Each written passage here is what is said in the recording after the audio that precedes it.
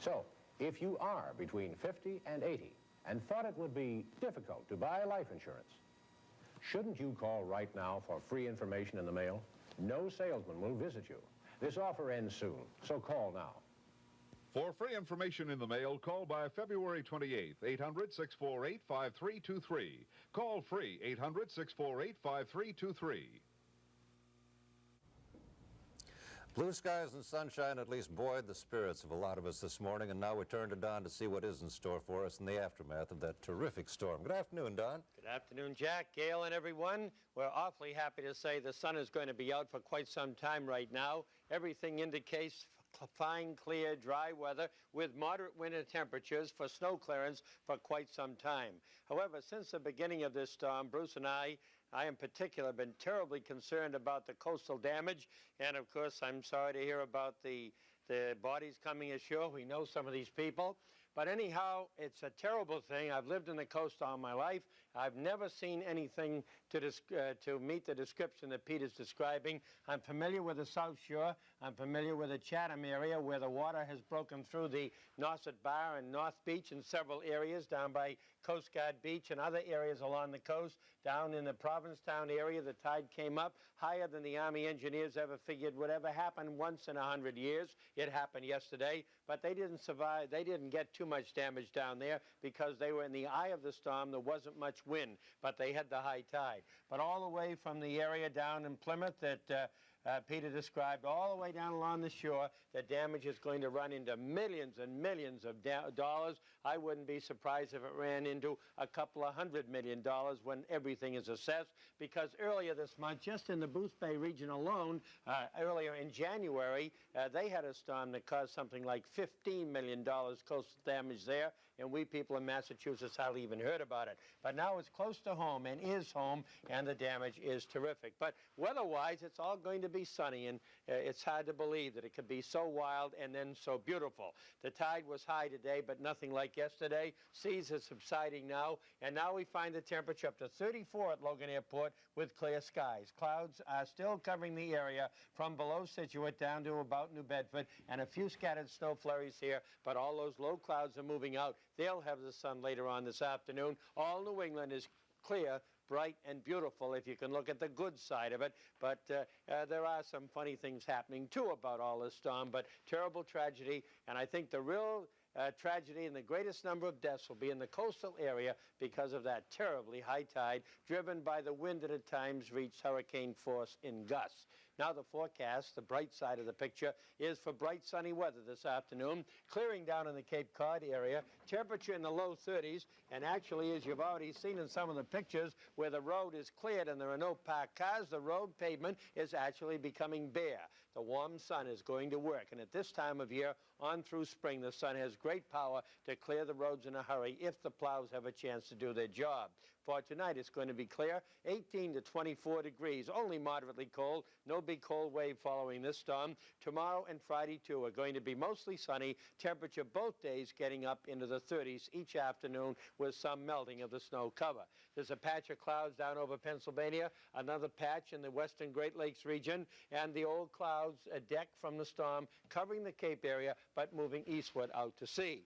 Now, it is bad in other parts of the country, too. There's a low-pressure area down in the central Gulf of Mexico, and it's cold, only in the 40s in northern Florida right now, 50s down in Miami, and this storm is loaded with Gulf moisture. It's going to move right across Florida, and Florida is going to have 24 to 36 hours of rain right in the resort season. February, usually the best month of the winter for vacationing in Florida. They're going to get a lot of rain. We're not much concerned now about this storm coming up towards New England. It should move slowly across Florida and out to sea, and eventually go way out to sea and should stay south of us. It looks like the upper high pressure area, and the flow is going to be pretty much from the west and northwest. Meanwhile, there's all kinds of bad weather out in the Rockies, but nothing too severe. The worst weather is out on the west coast, where from San Diego all the way north they had more rain. They had a drought going for 3 years. Now they got so much rain, they don't know what to do with it, and there are more storms coming in there. So I think we better sum up our weather and say we're terribly sorry for the hardship and damage caused by the storm, but at least looking at the bright side, it's going to be bright, sunny, and beautiful to look at for the next several days. That's about it. That helps. Thank you, Don. We've received word from a viewer who must be a mathematician of sorts. Starting with a base of 775 miles of roads in Boston, he informs us that to remove this snow is going to be the effort that requires the movement of 1,460,120,200,000 cubic feet. That, friends, is a whole lot of snow. The first Army troops have landed in snow-crippled Rhode Island to aid in the cleanup effort there. A single camouflaged cargo plane carrying the first contingent of troops landed about 10 o'clock this morning in Warwick. Snowplows worked round the clock to clear runways for those planes. More troops are expected to land there this afternoon. Most Rhode Island roads are still impassable, though State and National Guard workers are trying to dig out. Power outages in the Providence area are adding to the problems. Last night, the stranded bedded down wherever they could. Convoys brought fuel oil to Providence College and to hospitals. Gail? In other New England states, the storm situation briefly is this. Connecticut will probably lift its ban on non-emergency travel on the state's roads today. The death toll there is 8. New Hampshire was heavily hit along Northampton Beach with major damage caused by floodwaters. Looting was reported there, and police are patrolling along with National Guardsmen to prevent more. The New Hampshire death toll is 2. There is a similar situation in Maine, although reports of looting there are isolated. No storm deaths have been reported in Maine. Vermont has an old-fashioned dig-out ahead of it. No deaths reported there. Some roads are still impassable. But if there's any benefit from all of this, it goes to the ski areas. The skiing conditions are superb. Governor Hugh Carey of New York has joined many of his counterparts in other states by asking President Carter for federal disaster.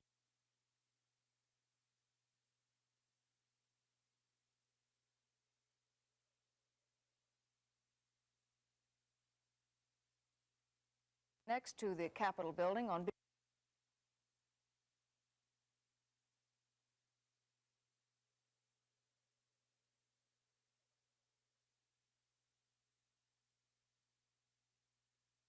Well, there's 4 of us. We put in $2 each a week.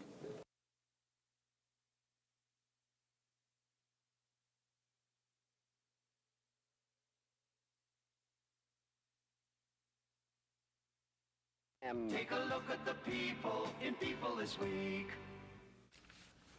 Would you believe the Boston Celtics are going to be going for their 5th win in a row at Kansas City tonight? Thanks to free throws by Sidney Wicks and Dave Cowens in the final 44 seconds of play at Indiana last night, the Celts pulled one out of the Chestnuts and they defeated the Pacers 92-89.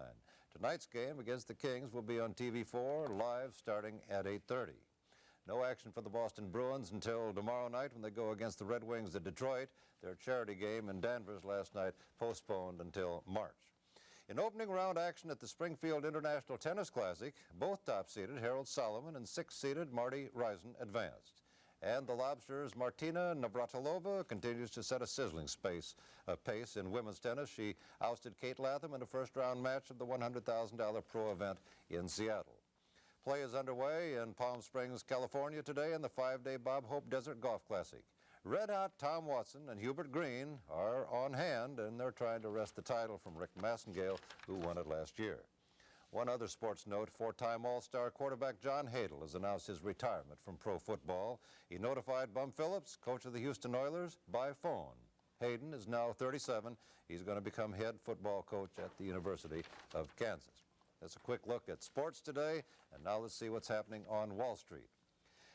The New York market advanced broadly today, and that extended a rally which got underway yesterday. Analysts believe that much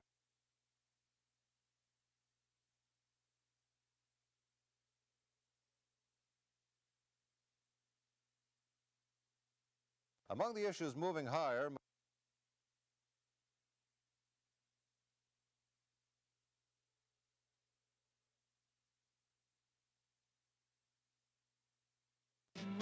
Beneath the Florida sun, the champagne of grape.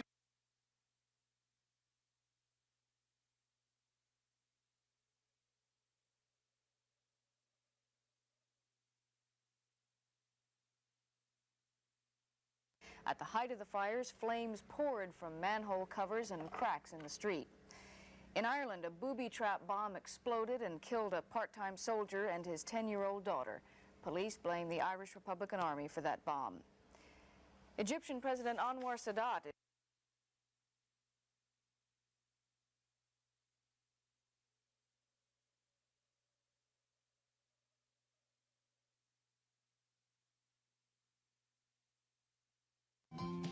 Sometimes I sit through the show so that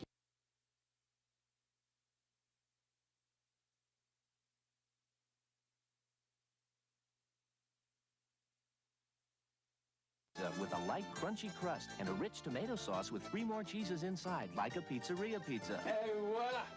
Beaucoup de mozzarella. That's a Saludo new French bread pizza. Saludo, the pizzeria pizza in your grocer's freezer. going in to see a new movie or play, I always remember that my profession is the audience's pleasure. Sometimes I sit through the show so that you won't have to. Other times I discover something for people to cheer about, to find a place to relax with the family, to enjoy the oldest traditions and the newest attractions. I'm Mary Stewart, TV4 Eyewitness News.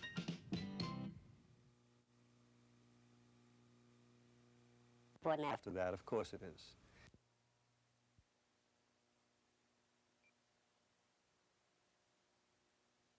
Every 12 minutes, someone in the United States becomes blind. If you're over 35, the National Society for the Prevention of Blindness urges you to have a quick, painless test for glaucoma, the sneak thief of sight. Cataract, a disease that strikes the elderly, can be corrected with surgery. Some people can't see our name. Have your eyes checked in time.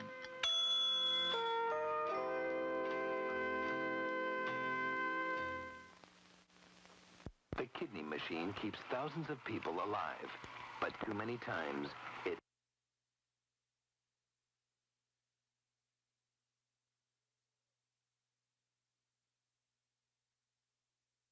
a news conference at the MDC headquarters, and at that time they will report on the latest state of the state with regard to the storm and its aftermath. We will carry that conference live here on Channel 4.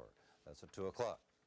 Governor Dukakis was not the only one up in a helicopter this morning. Photographer Eddie Dukes went up with WBZ radio traffic reporter Joe Green to take a look at our snow-torn city. Believe it or not, you're looking at our fair city of Boston from the air, of course. And it looks like the way to get around. Things are still not moving on the ground, but they got a good look.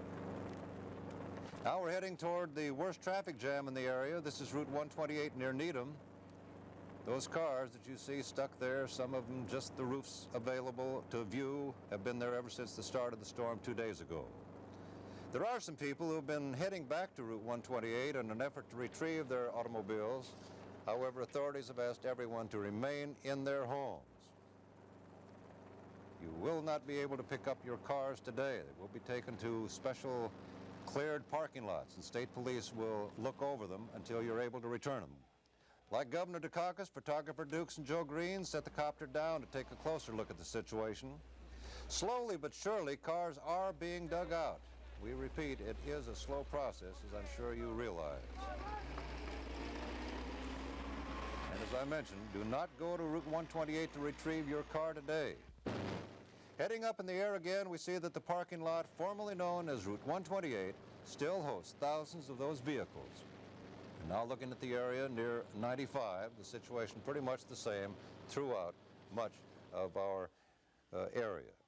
New England Telephone has asked us to make the following emergency statement. The phone company is asking all operators and technicians to report to work as soon as possible. If police stop them on the road, they should show their telephone company ID cards. The Commissioner of Public Safety has authorized travel by telephone company workers. Well, we promised you something a little while ago, and Gail has that now. Well, Jack, while New England radio and TV stations were broadcasting practically around the clock during the storm, local newspapers were having their problems getting the product out to subscribers. The Boston Globe only published 3,600 copies on Tuesday and was unable to deliver any of them. So if you should happen to come across one of those Tuesday editions, you might want to hang on to it. It should be a collector's item someday. The Boston Herald-American also published a limited number of papers, 38,000 to be exact.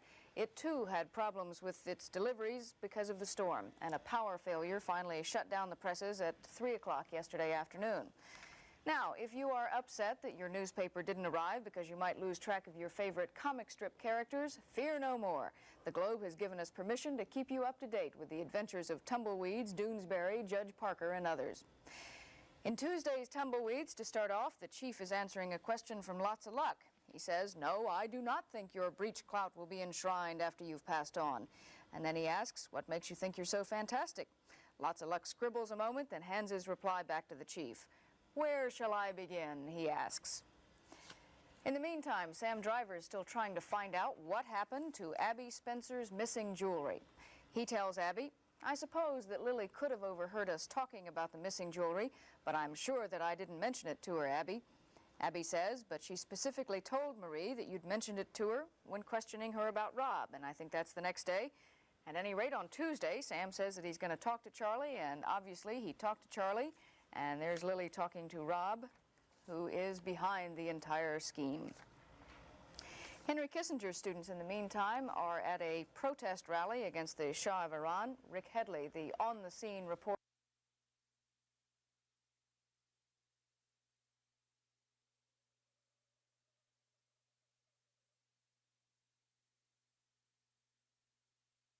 work with, Ra said,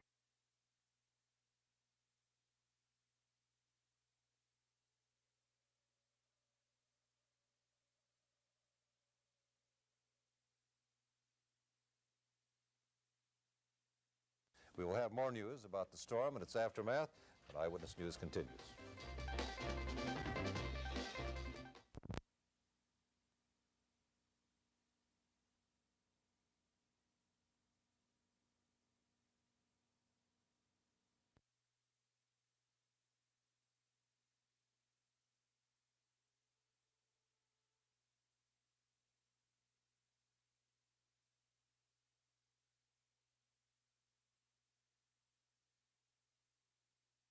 Boston Edison is not sure when the power will be restored. The outage is not expected to last as long as the one which occurred on Monday night. We will have more news about the storm and its aftermath, but Eyewitness News continues.